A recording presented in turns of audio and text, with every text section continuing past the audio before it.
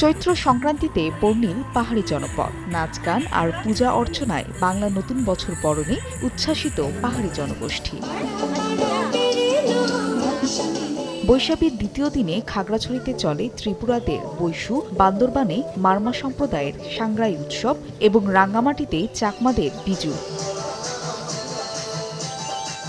রীতি অনুযায়ী দেবী গঙ্গার উদ্দেশ্যে ফুল ও হাতে বোনা কাপড় নদীতে ভাসান খাগড়াছড়ি ত্রিপুরা সম্প্রদায়। মন্ত্রপাঠে পুরনো বছরকে বিদায় এবং নতুনে সবার মঙ্গল কামনা করেন তরুণ তরুণীরা। পরে সুরের তালে নেচে গেয়ে উৎসবে মাতেন সব বয়সীরা। এখানকার সংস্কৃতি সবকিছু মিলিয়ে আমার ভীষণ ভীষণ ভালো লাগে।